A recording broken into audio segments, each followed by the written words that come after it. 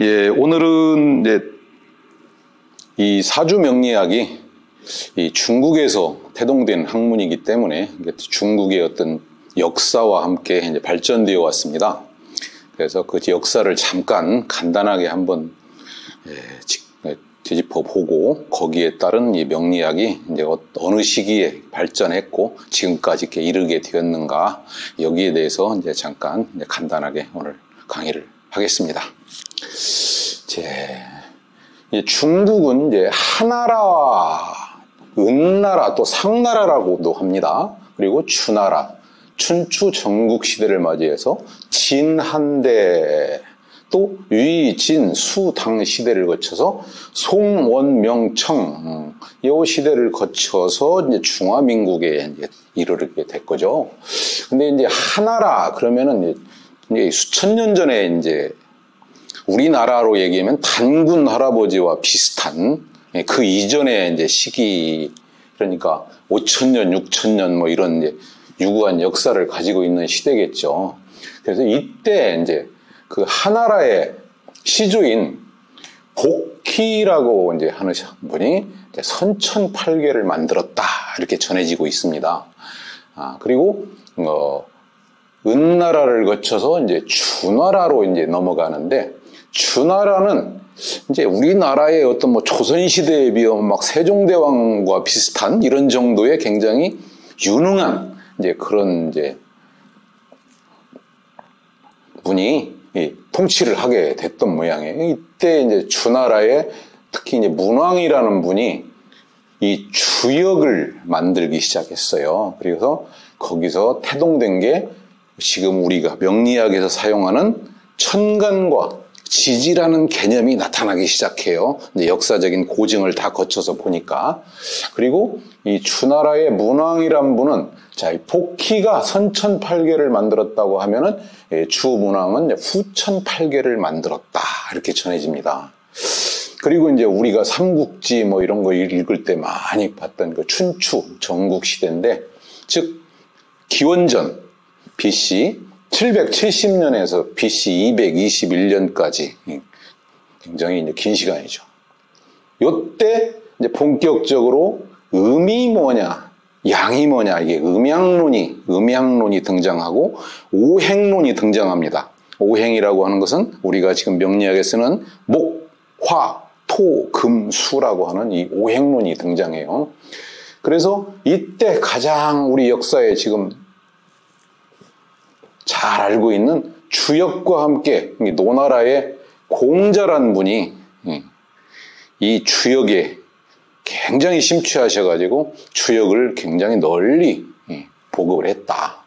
대표적인 역사적인 그 문헌으로 보면은 그 전국시대의 그 사상가 추연이라고 하는 사람이 오덕종시설이라는 걸 이제 주장해가지고, 이때 벌써 5가지의 덕, 오행, 이런 사상이 있었구나. 이런 걸 기반으로 통치를 하고, 국가를 다스렸구나. 이런 것들을 이제 알 수 있었어요.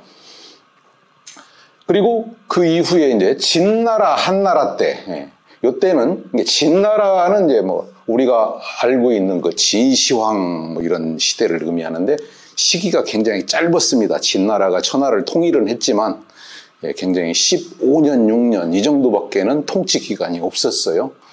그리고 이제 그 이후에 한나라 시대가 이제 뭐 삼국 시대라고 하죠. 이제 쉽게 얘기하면 이 진한 시대의 음양오행론이 본격적으로 형태를 우리가 지금 사용하고 있는 정도의 그런 형태를 갖추기 시작합니다. 그 이후에는 이제 위나라, 진나라, 수나라, 당나라 시대를 거쳐서 계속 음양로행, 간지론 이런 것들이 이제 발전을 하는데, 이 수나라 시대에 간지론이 등장하고 있어요. 그 회남자라고 하는 책의 문헌에 나타나고 있어요. 그리고 당나라 시대에는 우리는 지금 이 사주를 연, 월, 일, 시라고 하는 사주, 두 글자씩으로 이루어졌기 때문에 팔자라고, 사주팔자라고 부르는데, 이때 당나라 시대까지는 연주 중심의, 즉 조상 중심의 이 집안에서는 할아버지, 할머니, 이 연주 중심의 이제 사주 해석을 해왔어요. 그리고 굉장히 신살론이 굉장히 이제 급속도로 많이 퍼져 있었어요. 근데 이 당나라 시대에 이 음양오행이 정말 우리가 지금 쓰는 정도로 체계화됐다. 그리고 그 이후에 이제 송나라, 원나라, 명나라, 청나라 이렇게 이어져 왔는데 가장 도약적인 발전을 한 시기가 송나라 시대예요. 그래서 당나라까지와 송나라부터를 우리는 구분을 해서 당나라까지를 고법명리라고 하고요. 송나라 시대부터를 신법명리라고 지금 하고 있고, 우리가 지금 대다수 사주를 배우고 있는 건 송나라 이후에 지금 만들어진 그런 명리학을 우리는 배우고 있는 겁니다. 그래서 송대에는 서자평이라고 하는 사람이 굉장히 이제 유명한 그 연애자평이라고 하는 책을 씀으로써 기존의 당나라 시대의 연주 중심을 일주 중심으로 바꿉니다. 이제 해석이. 그래서 일간 중심, 즉 한 가정이 이제 조상 중심에서 나 중심으로 온다는 거예요. 나 중심으로. 지금 우리나라도 나가 우선이잖아요. 제가 어릴 때 초등학교를 다닐 때는 국어책에 1학년 국어책 1페이지에 어머니, 우리 어머니 2페이지에는 아버지, 우리 아버지라는 얘기가 나왔어요. 그 다음에 이제 영희야, 철수야, 뭐 놀자 이런 얘기가 나왔는데 지금 초등학교 이제 교과서는 1페이지에 나라는 단어가 나오고요. 2페이지에는 너라는 단어가 나오고 3페이지에 드디어 우리라는 단어가 나와요. 즉 내가 우선이고 네가 우선이고 그 다음이 이제 우리다. 그래서 이제 저희가 공부하던 시절하고 지금 이제 어린 세대들이 공부하는 것은 우리는 이제 우리를 중심으로 살았고 지금 세대들은 나 개인 우선주의로 이제 살고 있다라는 걸 알 수 있어요. 그리고 이제 명나라 시대로 넘어오면 유백원이라고 하는 사람이 적천수라고 하는 책을 이제 발간함으로써 이게 적천수란 책은 사주를 강하냐 약하냐 이런 억으로 나누어 가지고 강한 건 억을 하고 약한 건 도와줌으로써 사주는 균형과 조화를 이룰 때 좋다라고 이제 얘기를 하는데 그 부억법을 명나라 이 유백원 시대부터 이제 강하게 주장을 해왔어요. 그래서 그동안까지 우리가 1970년, 80년대까지 사주를 풀고 보던 방법이 거의 억부법이라고 하는 이런 관법으로 이제 와왔거든요. 그 이후에 이제 청나라 시대로 넘어오면서 심효첨이라고 하는 사람이 자평진전이라는 책을 펴내는데 이 자평진전의 책은 격국이라는 것으로 이루어져 있어요.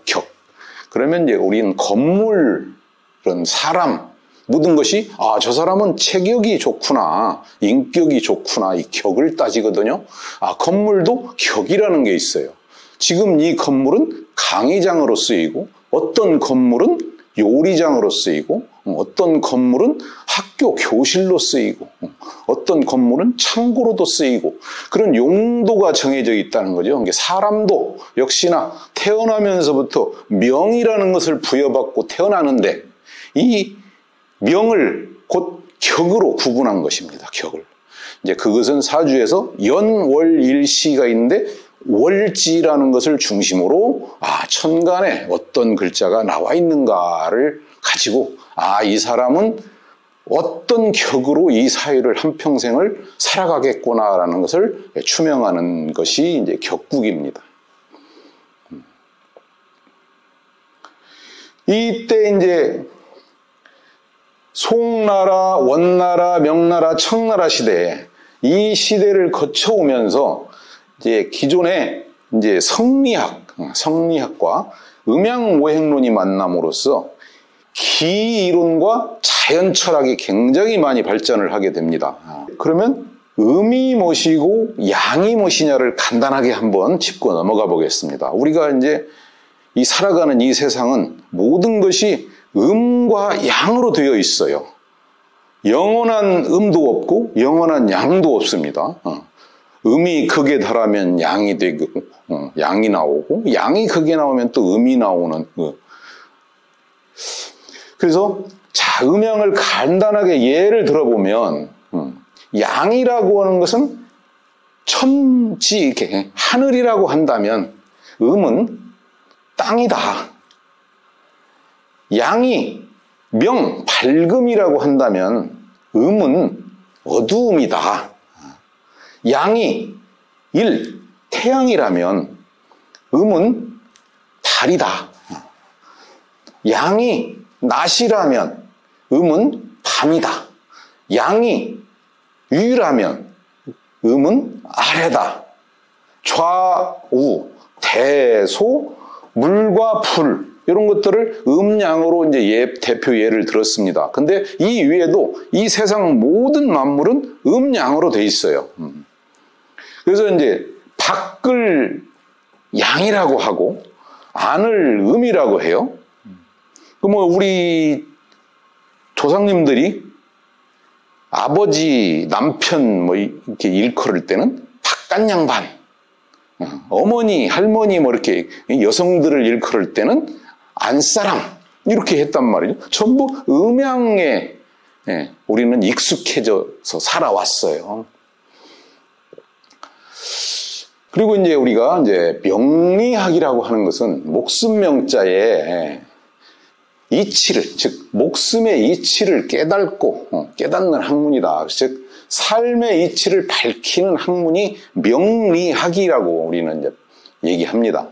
그래서 명자는 선천적인 인자고 운이라고 하는 것은 후천적인 자예요. 그래서 명, 즉 사주팔자는 명은 선천적 인자로서 우리가 비교를 한다면 자동차에 비교를 할 수가 있어요. 성능이 어느 정도의 자동차냐.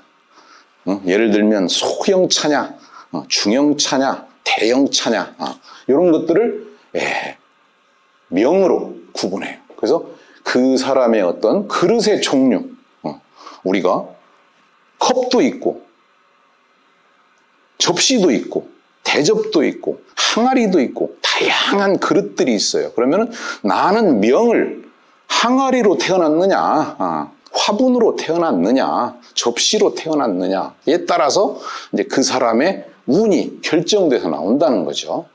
그런데 그것을 어떤 사람은 명에 복종하고 그거를 즐기며 사는 사람이 있는가 하면은 나는 접시지만 나는 항아리처럼 살고 싶어라고 명을 거스리고 사는 사람도 있습니다. 이 대부분의 그런 사람들이 어떤 일을 하다가 쓴맛을 보고 실패를 하고 뭐 이런 경우가 되겠죠. 자기에게 주어진 명을 무엇인지를 똑바로 알고 그거를 실천하고 산다면 누구나 행복한 삶을 살 수 있다. 그러나 아무리 좋은 명을 타고났지만 그걸 거스리고 사는 사람이라면 결코 행복한 인생을 살 수 없다라는 이제 결론에 도달하게 되는 거죠. 그래서 우는 후천적인 자예요. 명이 자동차라고 한다면 우는 도로라고 할 수 있어요. 태어난 그 명이 제가 뭐 지금 요즘 인기 있는 외국의 뭐 벤츠라는 자동차로 굉장히 화려하게 태어났어요.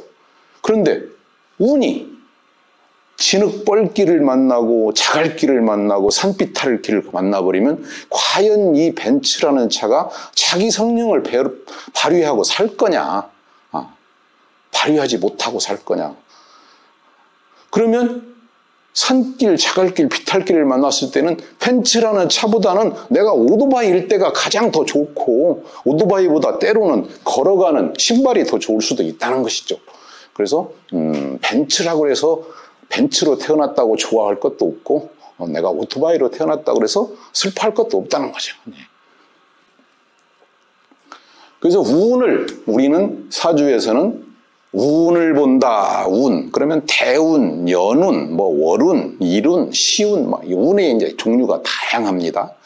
이 운을 본다고 하는 것은 즉 계절을 보는 거고 시간을 보는 거예요. 시간.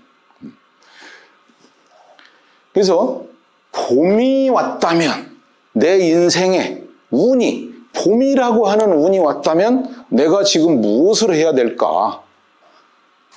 낯들고 수확을 해야 될까?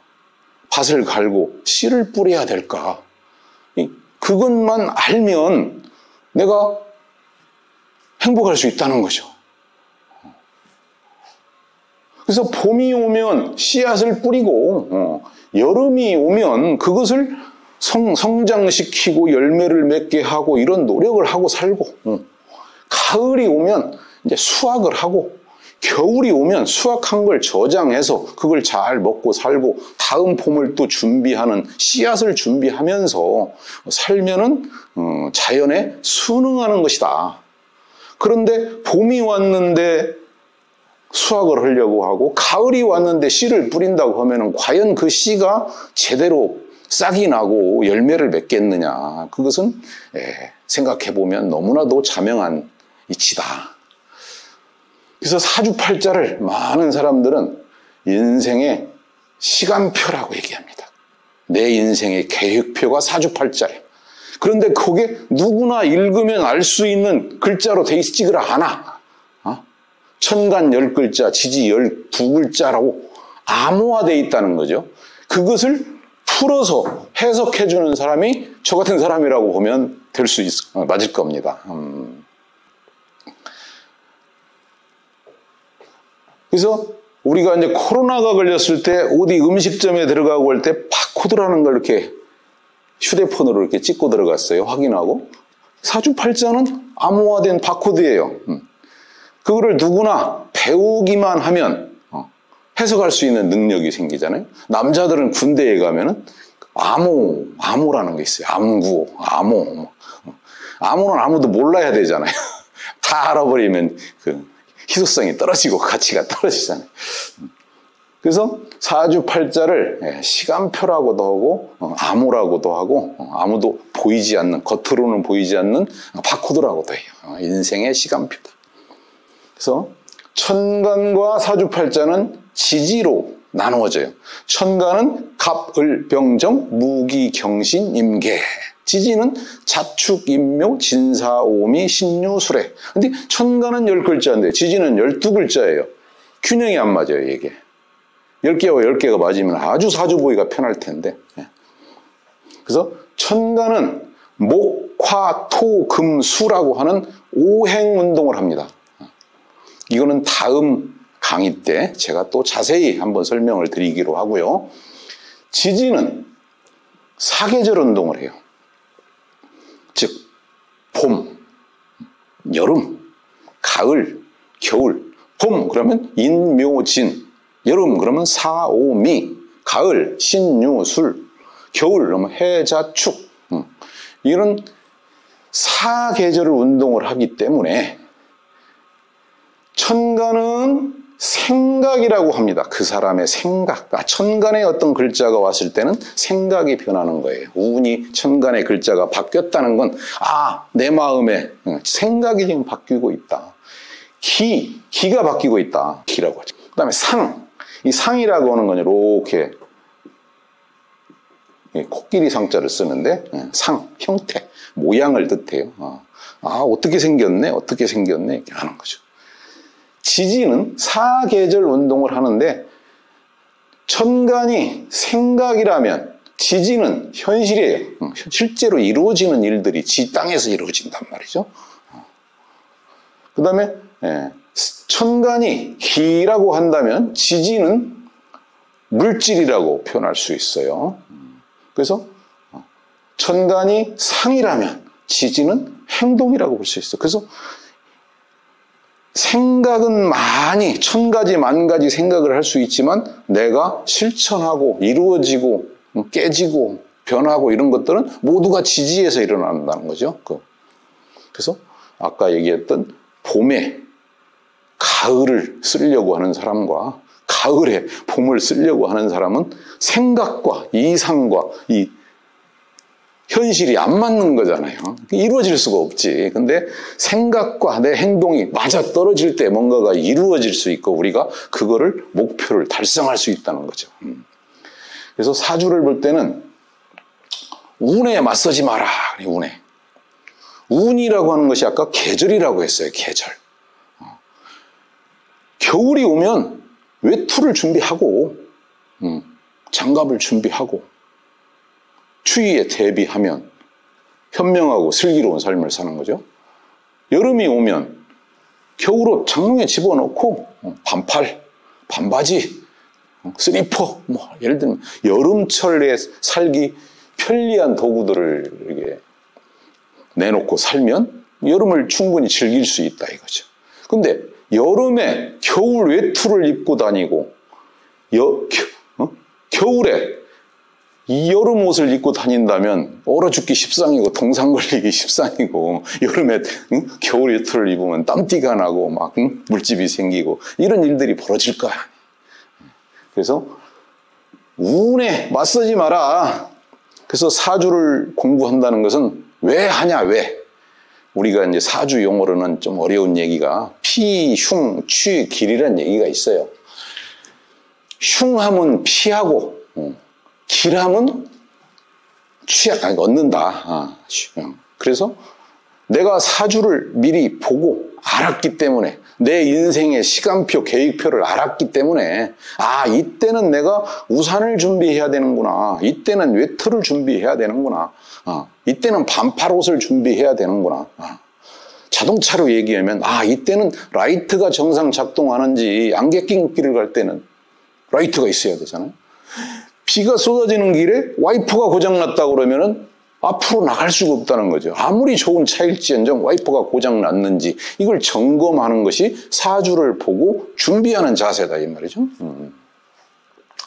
그래서 우산을 준비하는 마음. 그래서 제가 이제 평소에 자주 이제 쓰는 제 다음 카페 이름도 하로동선이란 말을 쓰는데요. 여름 하자에 화로로자, 겨울 동자에 부채 선자. 여름 화로, 겨울 부채. 아무런 쓸모없는 우매한 행동을 의미하는 얘기잖아요. 여름에 화로를 가까이 하고 있으면 어떻게 돼? 몸에 땀만 지글지글 나고 이제. 겨울에 추운데 부채질하고 있으면 감기 걸리기 십상하니까. 네. 그러나 겨울에 다가올 여름을 준비하고 여름에 내가 즉 운이 나쁠 때 다가올 또 겨울이 좋다고 하면 겨울을 준비하는 이런 준비하는 자세로 살면 우리는 큰 굴곡, 좌절 없이 한평생을 이렇게 살 수 있지 않을까라고 감히 생각해 봅니다. 그래서 모든 만물은 아까 음과 양이 있듯이 상대성 이론으로 이루어져 있다는 거죠. 긴 것이 있으면 짧은 것이 있고 제가 키가 지금 클까요? 작을까요? 제가 사람들은 크다고 얘기를 합니다. 그러면 보편적으로 제 주변에 있는 사람들이 저보다 작은 사람이 많기 때문에 저를 크다라고 얘기하는 거예요. 이게 상대성 이론이 아닐까? 제가 잘생겼을까요? 못생겼을까요? 잘생겼어라고 한다면 보통 사람들이 보는 안목이 저보다 못생긴 사람들이 조금 많이 있을 때 저를 잘생겼다고 칭하지 않을까, 부르지 않을까 이렇게 생각이 이런 것들이 상대성 이론이 아닐까. 그 옛날에 그 유명한 사찰에서 이제 있었던 얘기라고 합니다만은 그 스님이 동자승에게 막대기를 하나 주면서 아무것도 대지 말고 손대지 말고 저거를 2배로 늘려봐라 또는 절반으로 작게 만들어봐라 라는 명령을 하고 마을로 내려가셨어요. 그래가지고 돌아와서 만들었느냐 그러니까 동자승이 그것보다 2배 긴 막대기를 가서 끊어다가 그 옆에다 탁 놨어요. 그러니까 이 나무는 손도 안 댔죠. 근데 이 나무는 스님이 줄 당시에는 길었겠지만 더 긴 2배의 긴 나무를 갖다 놓음으로써 짧아진 거잖아요. 작아진 거잖아요. 그렇듯이 우리가 배우는 학문도, 이 명리학도, 또 음양 이론도 영원한 음도, 영원한 양도 없다는 거죠. 그거는 상대, 비교를 했을 때 어떤 상대성을 갖느냐에 따라서 음이 되기도 하고 양이 되기도 한다. 이렇게 이해를 하시면 될 것 같습니다. 오늘은 이제 간단하게 이 명리학의 이제 역사적인 흐름과 또 명리학이 어떻게 변천해 왔는가, 또 음양이 무엇인가를 이제 공부했습니다. 이제 다음 강의에는 이제 본격적으로 이제 명리학을 이제 공부하는데, 음양, 오행, 사상, 십간, 십이지지, 오행의 특성, 이런 것들을 중점적으로 강의하도록 하겠습니다. 오늘은 여기까지 마치겠습니다.